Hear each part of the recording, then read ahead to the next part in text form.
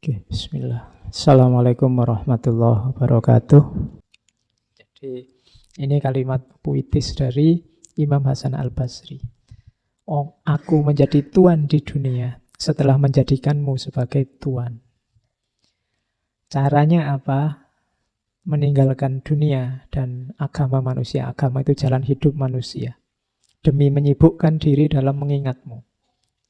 Nah, ini bahan kita muhasabah ya. Kita sibuk dengan Allah itu berapa persen dalam hidup kita dalam sehari. Ini kita lanjutkan lagi. Sebelum muhasabah.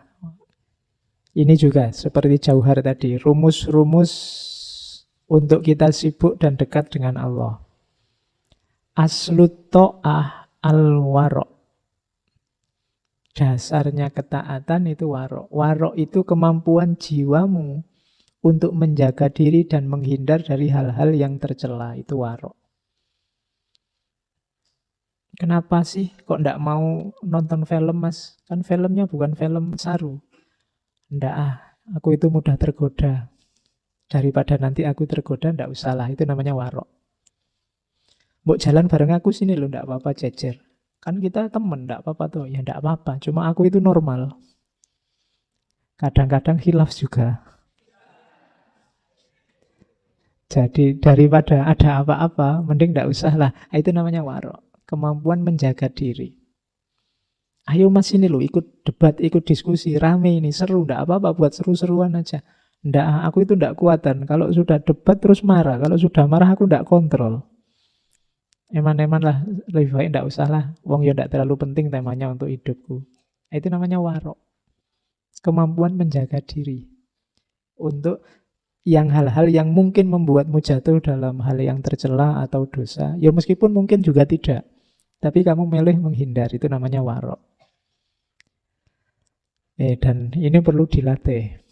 Karena manusia itu kecenderungannya ingin pamer, kecenderungannya ingin menang dari yang lain, kecenderungannya ingin lebih dari yang lain. Dan kecenderungannya ingin juga selalu yang enak-enak. Nah, itu biasanya menipiskan warok ini. Padahal ketaatan itu dasarnya adalah warok. Kita patuh pada Allah tapi tidak punya daya warok. Itu biasanya ya agak berat. Kita menuju kesempurnaannya amal.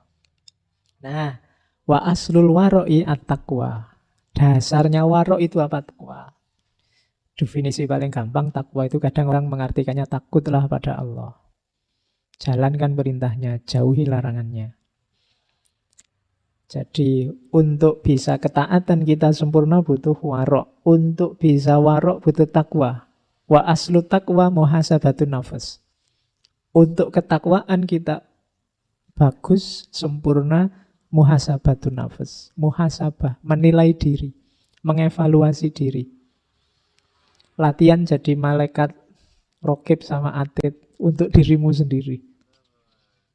Kamu bikin buku jajal ya, cari kertas itu kamu bagi dua, terus hari ini, hari Rebu tanggal sekian, pahala di kolom kanan, dosa di kolom kiri.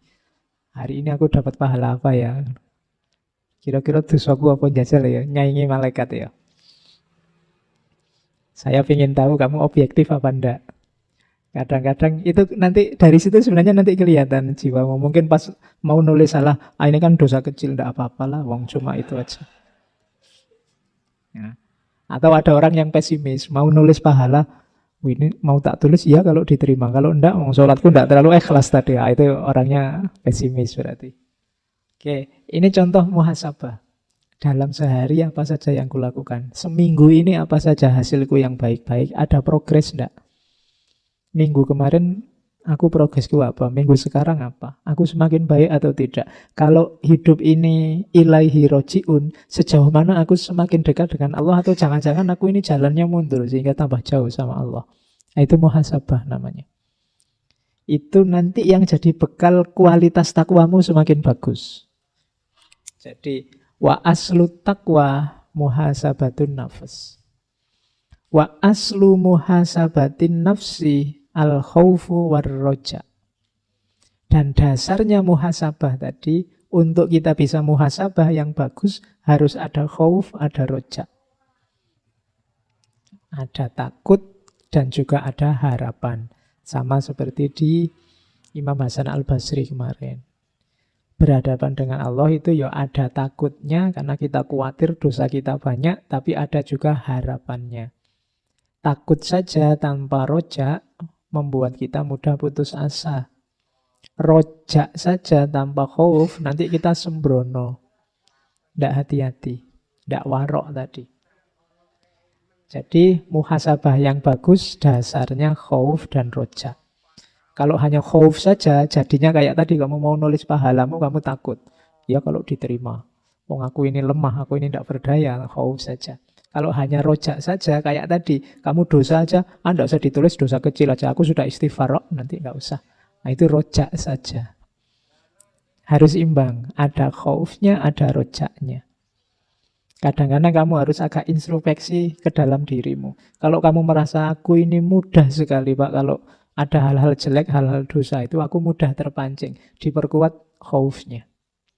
Biar tidak mudah masuk ke dalam dosa. Tapi kalau mungkin jiwamu, jiwa agak serius, takut dosa, agak terlalu sepaneng, tidak pernah senyum, maka itu mencoba rojaknya ditambah. Jangan terlalu kaku, jangan terlalu keras untuk hidupmu. Jadi harus imbang antara khauf dan roja. Wa aslul khaufi war roja'i ma'rifatul wa'di wal wa'id. Dasarnya khauf dan roja yang bagus itu apa? Harus belajar. Yang dipelajari apa? Al-wa'du wal wa'id. Janjinya Allah dan juga ancamannya Allah. Mana yang baik, yang nanti rewardnya bagus, mana amal jelek yang harus hati-hati karena balasannya juga siksa Allah sangat keras. Jadi wa'du wal wa'id butuh pengetahuan. Wa ma'rifatul wa'di wal wa'id, pengetahuan tentang janji dan ancamannya Allah, itu adalah azmul jaza. Azmul jaza itu balasan yang besar. Jadi balasan yang besar maksudnya apa? Segalanya ada balasannya di sisi Allah. Fama ya'mal miskola dzarratin khairan yarah wa ma ya'mal miskola dzarratin syarran yarah. Dan terakhir, kuncinya paling akhir ternyata di sini.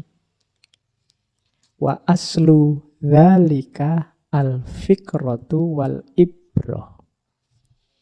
Dasarnya semua tadi yang di atas adalah al-fikru. Harus kita mau berpikir, akalnya dijalankan, wal ibrotu, dan mau mengambil pelajaran. Jadi justru kuncinya di ilmu, di belajar. Makanya orang Islam itu wajib belajar. Tidak cuma 5 tahun, 6 tahun, 9 tahun. Tapi seumur hidup. Dulu zaman saya kecil wajib belajar itu 6 tahun. Saya tidak tahu sekarang wajib belajar itu berapa? 9. 12 tahun. Harusnya sekarang diganti wajib belajar seumur hidup. Karena kadang-kadang tambah tua itu tambah tidak karu-karuan kelakuannya. Jadi harus mau belajar terus. Resikonya kalau sudah tidak belajar itu mandek. Orang mandek itu biasanya ketika dia merasa sudah benar. Jadi kekacauan-kekacauan itu sering terjadi ketika orang sudah merasa benar. Tidak mau lagi belajar. Orang kalau sudah merasa benar nggak mau belajar. Mau belajar apa lagi? Wong sudah benar.